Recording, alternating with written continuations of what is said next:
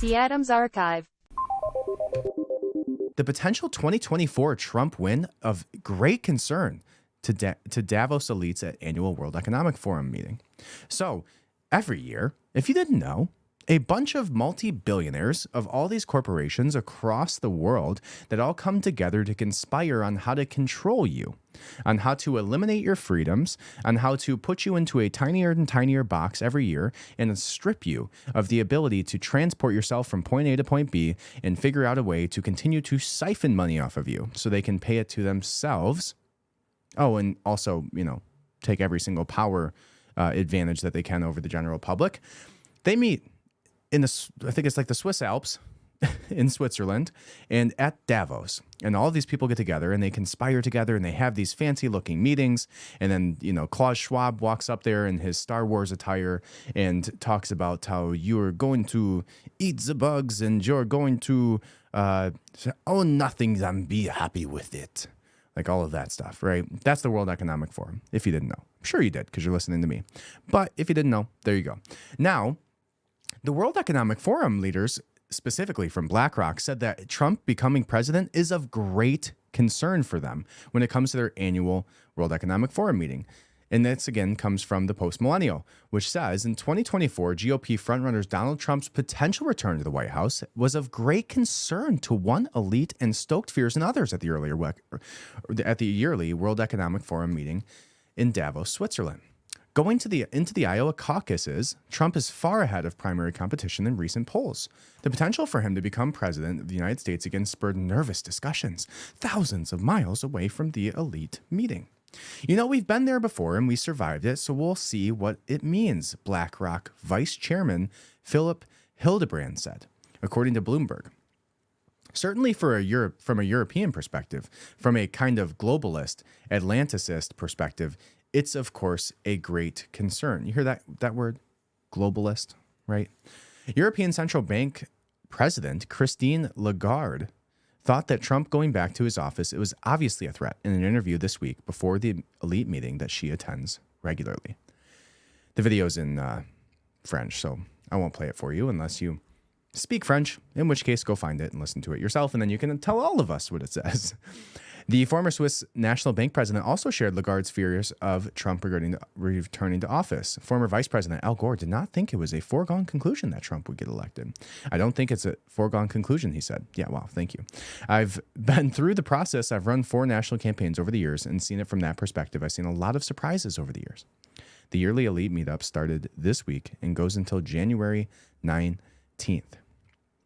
And as always, I do cover that in length as well every year. So I'm sure we will be doing that also this week. All right, now, just because they just said that, I would love to share with you that the Iowa caucus has been called. And Donald Trump took just 34 minutes to win the election. Or the caucus, whatever. So let's go ahead and read a little bit about that here. And that is interesting to me because it was such a landslide that Donald Trump won in Iowa. He won by 75% of votes within the first 30 minutes. Now, this is supposed to get dragged out a little bit, but basically everybody's already calling it because they're saying that there were so many people, and I'm sure we have even more of a definitive statistic now, but there were so many people that voted for Trump out of the generalized first election counting that was happening within the first 35 minutes that they just went, guess it's Trump, which is scaring the shit out of a lot of people, especially if you're in Switzerland right now. So that's cool. What I found to be interesting was that following Donald Trump, at least at the time that I'm reading this, was Nikki Haley. Nikki Haley surprised me by being in that position. And I guess she's kind of like the GOP, if you want to use the word neocons or the establishment conservatives. She's literally the face of it. She used to work at like the NATO or UN side of things and, all of that, deeply entrenched in the swamp. And it surprises me that she's in second place at all because everything that's come out of her mouth is just warmongering bullshit. Next up after her right now is Ron DeSantis. Now, what's even more interesting than that to me is the fact that Vivek Ramaswamy is in 4th place behind DeSantis and Nikki Haley. For how convincing his speech is, it doesn't seem to be helping him much in the polls. There was a big spat this week and last between Donald Trump and Vivek. And I guess I said Vivek, but I'm pretty sure it's Vivek after I called him out a few times. But it's Vivek. And in that spat, Donald Trump basically said that Vivek is trying to go out and say that, oh, there was a picture that came out of Vivek next to 4 individuals, younger looking guys who were saying that, save Trump, choose Vivek, which is basically the idea behind that is the fact that Trump's not going to be able to get near the White House and they would never let that. So you should choose me because I'm the next best option. Now, I don't disagree with the sentiment of some of that, but that pissed off a lot of Trump voters, and it also pissed off Trump, which made Trump respond to him and basically just obliterate Vivek fairly quickly. I would be really interested to see them on a debate stage together. I don't know if we will, which is super sad to me, because it would be, I don't know, that's what democracy is hearing 2 people stand up there and have an argument about their belief systems so that we can decide who's full of shit and who seems to be telling the truth. Now, the real answer is they're all full of shit. None of them are telling the truth, but at least we get to feel like we partake in the process. At least we get to feel like we heard them speak from their own mouth and have some sort of verbal combat with the other individual that we're deciding between. And I think that's important. But it's telling as we go into all of these debates that there has been no Democratic debates at all. There has been no debates with Donald Trump in them.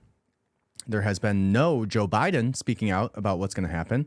Now, that's a super interesting one because we still have no idea who's even going to be the front runner. I believe there's more and more whispers now that it could be Michelle Obama, however, which would make for a very, very interesting election. I think that might be one of the only ways that you would see Trump have a difficult time winning. And specifically and only because of perception. It's like Oprah, Michelle Obama, I don't know, who else? The Rock, Mark Cuban. Like those would be like the 4 people that I could see even giving Trump a hard time potentially if they actually showed up and debated him. The Adams Archive.